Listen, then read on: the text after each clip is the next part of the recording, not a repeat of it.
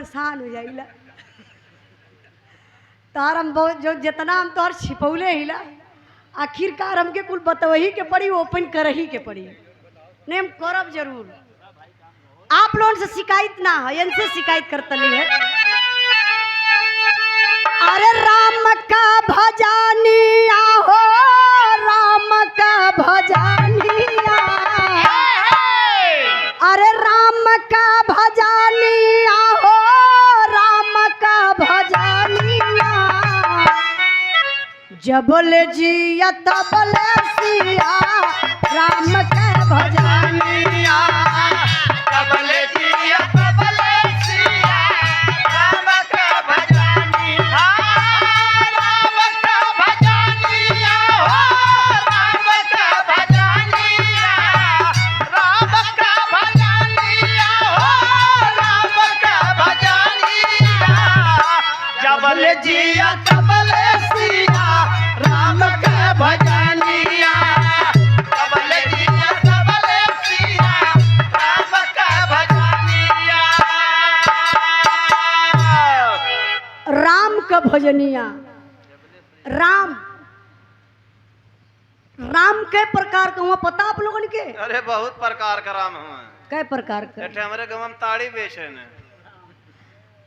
एक राम दशरथ के बेटा, एक राम दशरथ के बेटा, एक राम घट घट में लेखा, एक राम ने जगत पसारा, एक राम है सबसे न्यारा। वाह! कौन राम? दुनिया के मालिक, जो आपके भी अंदर हैं, हमारे भी अंदर हैं। अगर वो मालिक नहीं होते तो शायद हम नहीं चल पाते। आदृश्य, उनका कोई दृश्य नहीं है, कोई चेहरा नहीं है, कोई रूप नहीं है। कहाँ बच गया लाला तू? अच्छा अच्छा, शांति चौराहा सेमरी से नमवा का बतानी है। शांति देवी। फोटो व्यापारी। अच्छा, फोटो व्यापारी, धन्यवाद। आई लेकिन कबीर जी बड़ा बढ़िया भाव लिखत है, निर्गुणी भाव बा माई के आत्मा के शांति के लिए। कैसे मास्टर साहब? अरे गवनवा कचू नारी, गवनवा कचू नारी, अरे गवनवा कचू नारी, गवनवा कचू नारी, धो मिल हो वधानी ना गवनवा कचू नारी, ओ ये हो बतानी ना गावा कचो नारे, ओ ये हो बतानी ना गावा कचो नारे। सेठ अवधेश डेयरी वाले भैया, माँ भगवती डेयरी से लगातार पुरस्कार, हाँ यह घटत है। ये 200 रुपए का पुरस्कार। 1200, 1300, 1400 जितना कहल जा कम बा। रोज कई इतना सप्लाई रोज दूधे का हो जाला। 12-13 हजार ना भैया। बहुत बहुत भैया के धन्यवाद। तनी बीरा गीत पर ध्यान दें आप लोग भैया। का गवनवा कचुनरी, हम बताते बाबू, जन्म का रास्ता मात्र एक है, जो हमारी माँ है। जितने लोग हम लोग यहाँ बैठे हुए हैं, सारे लोग अपने माँ के तन से पैदा हुए हैं, लेकिन मरने का रास्ता अनेकों है। ए भाई साहब, हेलो, ए भैया बतियेबा तो का समझबा यार। ए, मरने का रास्ता अनेकों है। पेड़ से गिर जाइबा मर जाइबा, एक्सीडेंट हो जाई मर जाइबा, जहर खा लेबा मर जाइबा, लेकिन जहर खैला से लइका पैदा ना हुई, पेड़ से गिरले से लइका पैदा ना हुई। जब पैदा करी तो एक माई बच्चा पैदा करती इस बाबू। इसका भैया कहाँ बिजी होगा वो इंद्राज भाई।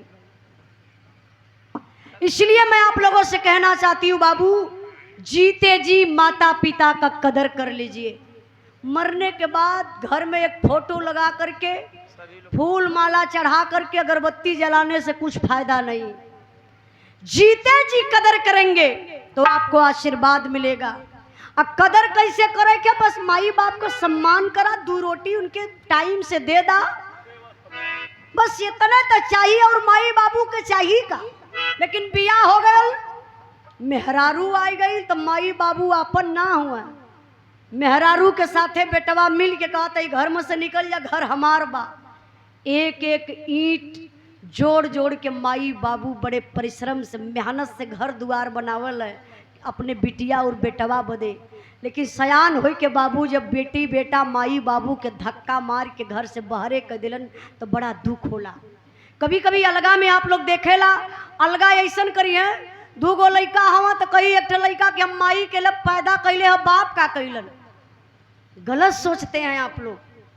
आप भी किसी दिन किसी बच्चा का बाप जरूर होंगे, तब आपको पता चलेगा जब आपका बेटा यही सवाल करेगा कि माई के हम ले बाबू के हम ना ले, बाबू का कैलन। 9 महीना एक माँ अपने गर्भ में बच्चा को ढोती है तो 9 महीना एक पिता दिमाग में उस बच्चे को ढोता है। बच्चा पैदा हो जाता है, माँ चोल में जलती है, किचन में जल करके टिफिन बनाती है, भोजन बनाती है, परिश्रम करती है एक बच्चा को पालने के लिए। तो एक पिता धूप में जाकर के कंपनी में काम करके मेहनत 24 घंटा करके एक बेटा को पालता है, एक औलाद को पालता है। इसलिए माता पिता की करनी आप लोग प्लीज कभी मत भूलिएगा।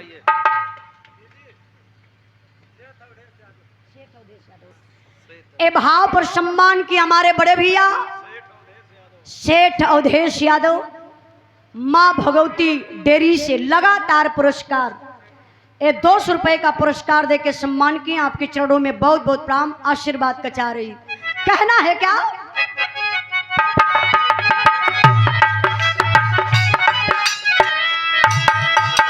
अरे सैया सनहिया सुंदर पोखरा खना वाले,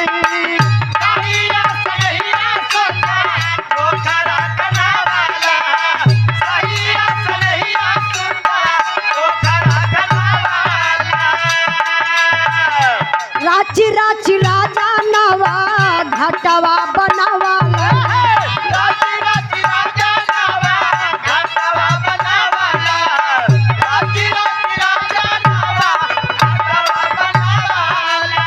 जातना से धोया नाता हो जैब फुहारी, जातना से धोया नाता हो जैब फुहारी, धूमिल हो वधानी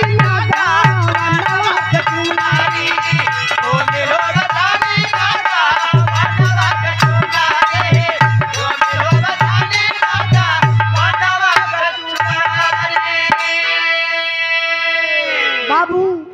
बच्चा जब माई के गर्भ में रहेला तो उल्टा टंगल रहेला, ईश्वर से उस मालिक से करार करता है, ए दुनिया के मालिक, ए पति परमेश्वर, इस नरक से इस गर्भ से हमें बाहर निकाल दीजिए।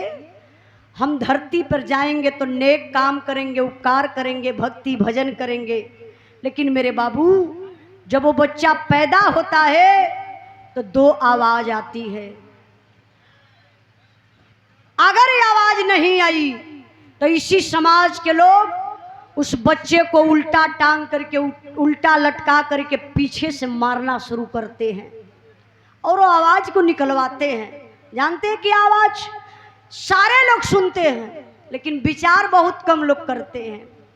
यही आवाज आती है क्या क्या, लोग कहते बच्चा रो रहा है, वो रो नहीं रहा है, ईश्वर से करार कर रहा है वो दुनिया के मालिक से, ए पति परमेश्वर, मैंने कहा आपसे वादा किया था नहीं, ये सब झूठ है।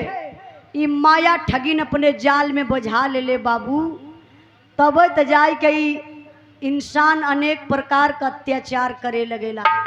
जब बच्चा पैदा होता है तो कोरा कागज रहता है, बड़े होने पर बच्चा गलत करना शुरू कर देता है। जैसे ही बचपना वैसे ही जवानी वैसे ही बुढ़ापा बिता दे तो काहे बदे बाबू इतना बड़ा इंसान के ऊपर इंसान कत्ल करी, मर्डर करी।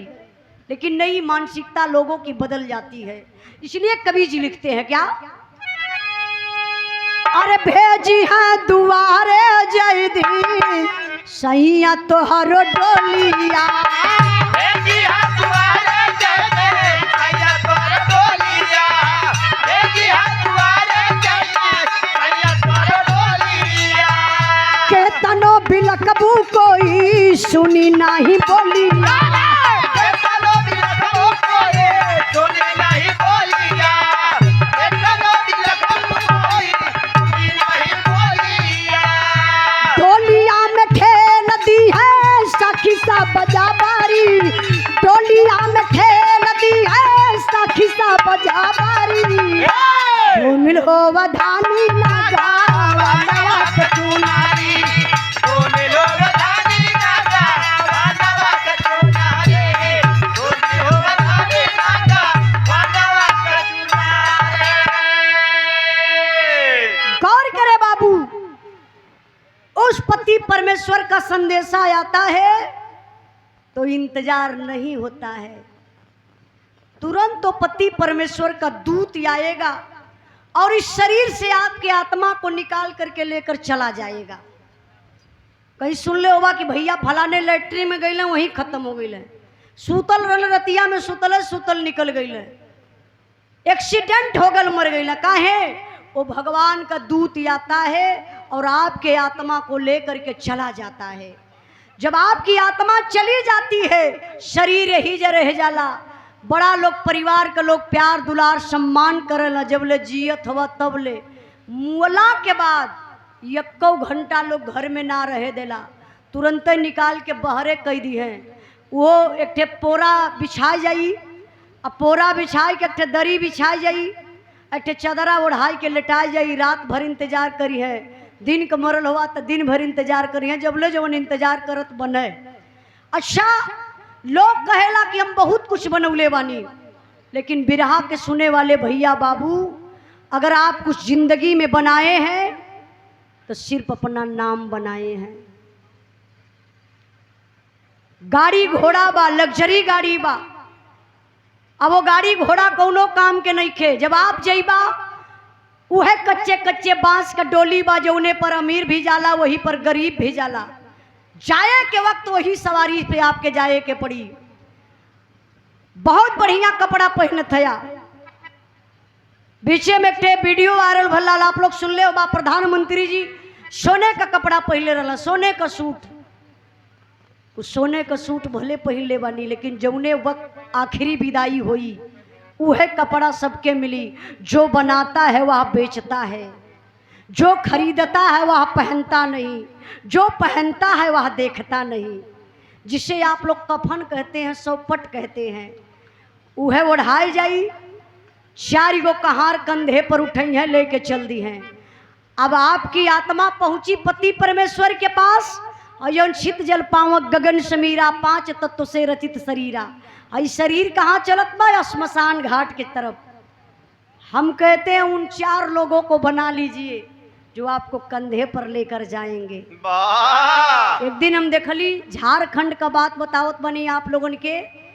परिवार में एक सदस्य मर गया था, और इतना वो दुष्ट आदमी था कि परिवार में किसी से नहीं जमती थी, अगल बगल आजू बाजू में भी केहू से ना जमत रहे।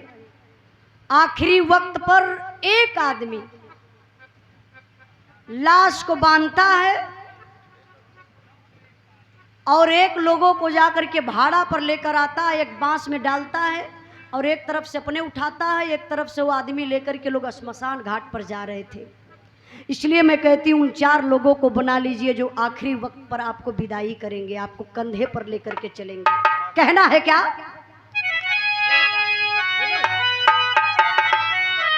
अरे लैली हम बाजू बंद हथवा के कनानी, लैली हम बाजू बंदा हथवा के कनानी, लैली हम बाजू बंदा हथवा के कनानी।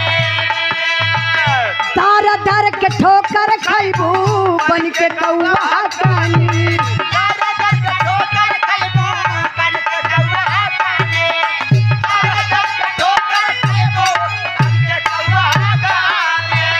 वही दिन याद आई पियावा का बाखरी, वही दिन याद आई पियावा का बाखरी।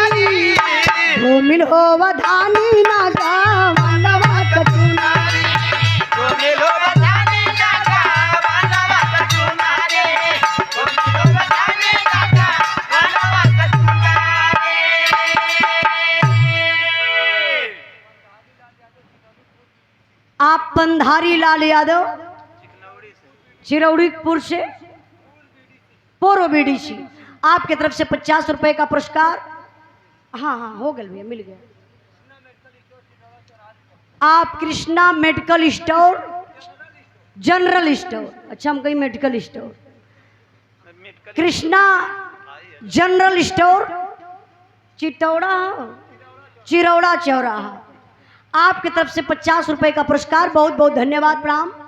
देखिए आत्मा आपके पति परमेश्वर के पास जाती है, वो पति परमेश्वर हिसाब लेते हैं। ऊपर सीसीटीवी कैमरा लगा हुआ है, आप यहाँ गलत करेंगे, माई से गलती करवा, भाई का जमीन हड़फड़वा, बेईमानी करवा, टोला पड़ोसा के सतैबा, सबके परेशान करवा, यहाँ तक के होना देखी तो के माफ लोग कह दई, लेकिन जो सीसीटीवी ऊपर बा उमा जो कैद हो थया वो मालिक से केहू बच ना पाई।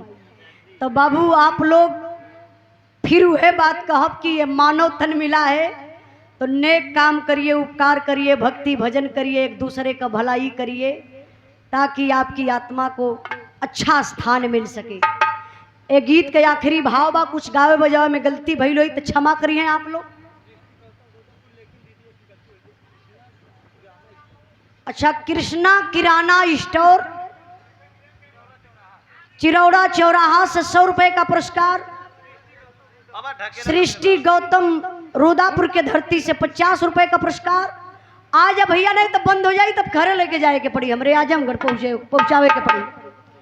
आई बहुत बहुत धन्यवाद लाल बहादुर यादव, अनिल भैया, राज बहादुर यादव जी के देत बानी कि बहुत दिल का साफ इंसान आप लोग बानी। जाना थे या हमके तो लगता कि सुबह ही कार्यक्रम हो ही ना पाई। हमारे तरफ इतना बारिश होत रहा, देखा हमारे गाड़ी का हालात, आधी दूर यहाँ तक बारिश भयल है, मुंगराबाद शाहपुर। हमके लगा था यहाँ से 2-4 किलोमीटर आगे से बारिश बहुत हल्का हल्का, जैसे ही हम यहाँ बढ़त है यहाँ बारिश एकदम ना। हम गाली इंद्राज भाई आज केहू बहुत सच्चे दिल से हमान के चाहत बा, नहीं तो सच्चे दिल से आप लोग ना चाहले होती तो शायद ही कार्यक्रम ना हो पात। भगवान ने हरो आई के बरसी डाले होता है, यार बुझा तक की बरिशिए ना बा। बहुत अच्छा लगा आप लोगों से मिल करके, आप लोगों के साथ गा बजा करके। कोई भी गलती हुई होगी तो आप लोग क्षमा करिएगा। गीत कमरे आखिरी लाइन में मास्टर साहब आ जाइए, आई चलो हमने ना बजा पाए। अरे भाई वही बजे बोले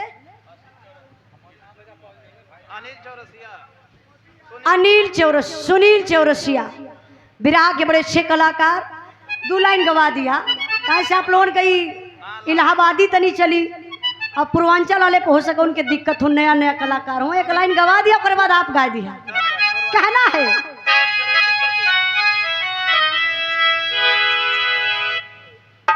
ले ला इंद्रा भी, ले ला भैया से। हाँ हाँ भैया भैया हाँ हाँ ठीक है मैं को दे दें का राकेश साहू रुदापुर के धरती से। रास्ता भुला गया ना,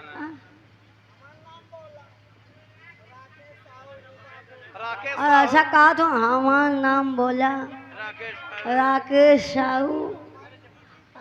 हाँ बहन का सही बोला, बोले का नाम भाभी, अब कहा था दीदी, ये लगी हमारे चचा। चचा राकेश साहू रुदापुर से। भैया देखा ये दूध ना उनके लगा तो 2 पैक फालतू हो गल। अरे बहुत बहुत धन्यवाद। तनी एक पैक बढ़ाई के पियल करा, मर्दने खातिर दारू वारू बनल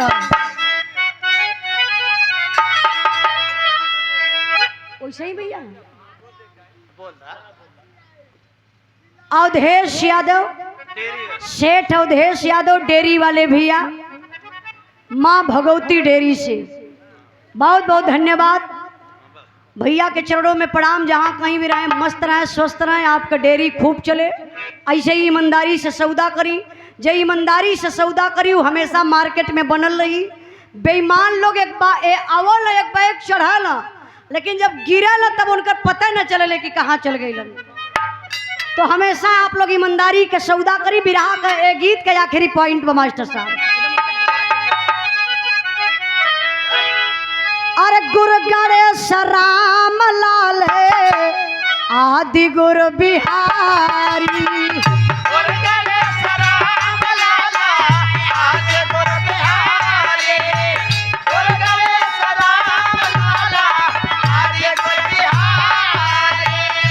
पहचाना बिकाला सूर्य शाम का पुजारी।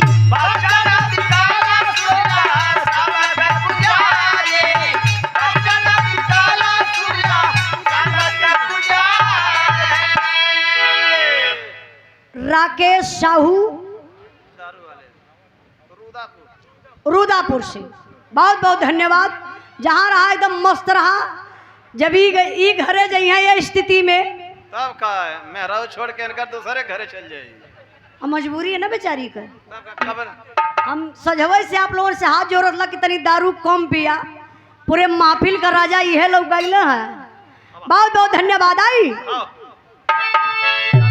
उछाला कब कबीरता का दीर जाई सुधारी, उछाला कब कबीरता का दीर जाई सुधारी। धूमिल हो वधा